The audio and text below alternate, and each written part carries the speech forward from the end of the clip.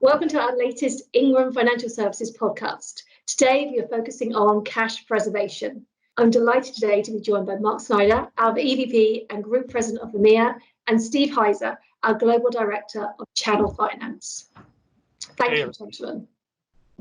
So, Mark, it's clear that COVID-19 has forced both Ingram and our partners to reevaluate how they sell their solutions to customers. With the focus of our discussion today on cash preservation, in that context, what are the biggest challenges our partners are facing in this new environment? Well, definitely the biggest challenges that they're facing, I think, is the change that we've had and the uncertainty that's coming. I can't think of another time in the past that we haven't really had a blueprint for what people can do in order to be successful. So I think along with this change comes both opportunity and challenge. And the opportunity for people there are new solutions. Technology is part of the solution for what's going on in the world right now. And things like, laptops and remote solutions have actually caused a spike in demand for our resellers out of the gate. On the other side, on the challenge side is depending on your customer base, some of your customers have been impacted. They might not be able to pay their bills. You might have to look for new solutions and new customers to go after. And I'd say whether it's a challenge or an opportunity for our resellers, access to cash reserves is really going to be important at this time. Yeah, absolutely. And Steve, from a tactical perspective, how is Ingram providing options for our partners to meet this need? Yeah, so that's a great question. And I would say it first starts with asking our partners what tactical means to them. We never want to be in a position of putting a square peg in a round hole for our customers. But specifically, once we have those conversations, we have a lot of things that we can do to actually really help people that are germane to the environment that we're in today. So, for example, deferral payments. So you can do financing, but your very first payment doesn't have to be made from anywhere from 1 to 6 months, or in some cases even longer. In certain circumstances, we're able to do that. Or perhaps we make the payments lower on the front end and then have a very higher balloon payment at the end, so we can kind of work our way through the pandemic and the issues associated with that economically, and have those payments due, the bigger portion of those payments due at the end of the term when people are more comfortable. In general, we can spread out payments to longer terms. So if you're typically used to having customers that want to finance for 24 months, for example, on laptops, perhaps now they would be more interested in taking a look at something like a 36, 48 month, or even longer terms where applicable. And then lastly, you can also gradually increase those payments over time too. So you can kind of step up the cost of those payments. There's always a cost of money in any financing, but it's always a math problem, right? And it's always a cash flow issue. And in particular today, that couldn't be more important. And doing these little pieces here allows us to really kind of drive a finance solution where you kind of are solving. Our customers are very good at solving the what to buy part of the equation, or our partners are very good at solving that for our customers. This is the other piece of the equation. We're helping them figure out the how to buy and how to buy now, because people still need to buy these solutions, and in some cases solutions they weren't expecting to buy, and we can do that.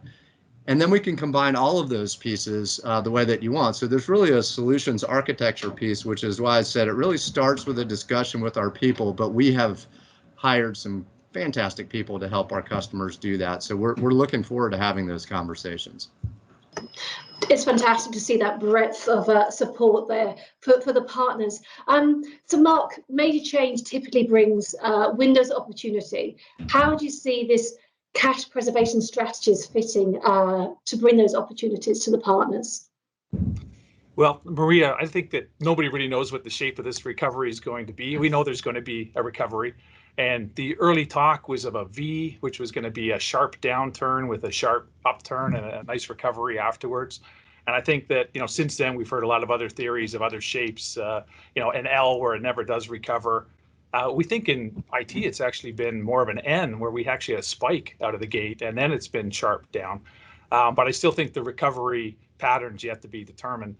I think that in general, you could count on it being somewhat of a W maybe, where it's not going to be a steady line back to the old growth patterns, but kind of up and down as we go.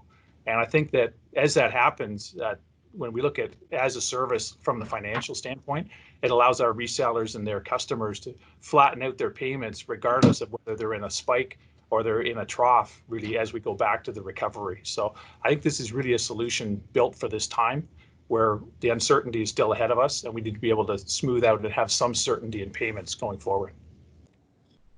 Yeah, and Maria, if I could jump in there and follow on, and maybe specifically as it relates to finance options for our partners and ultimately for their customers out there to keep businesses running optimally in this environment.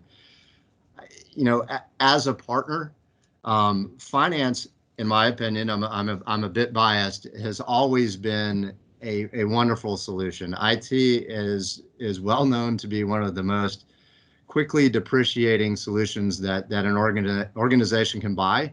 I think one only has to take a look at one of these to figure out how often they want or need a new one. The same goes for laptops, but the same goes for data center assets as well.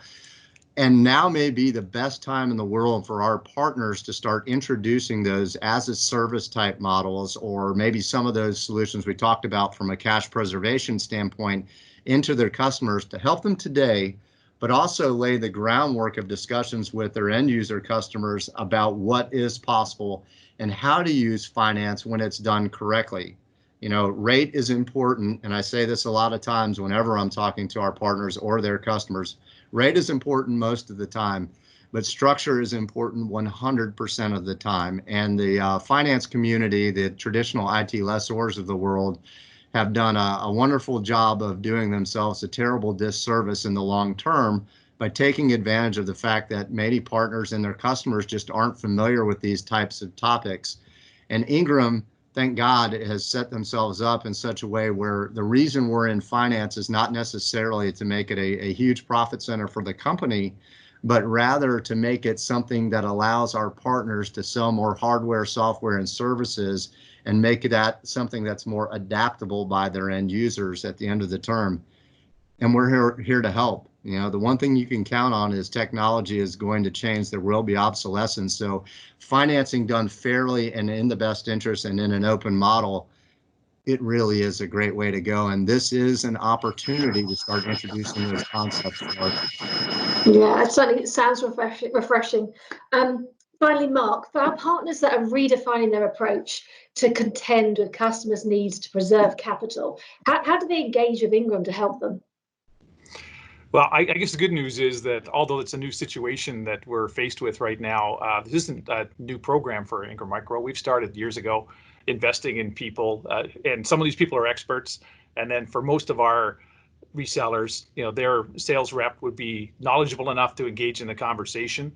But I think that really what they can do is help us out by getting started and then hand us over to the experts so that they can engage. So we've been doing this for years already because of the investments that we made a while ago. And I think it really sets us up well for the current situation to be staffed with the right people, both the generalists and the experts, to help our customers through this. That's tremendous. Thank you both so much today for your time, for your knowledge. And that is goodbye from today's podcast. Thank you. Thank you for having us.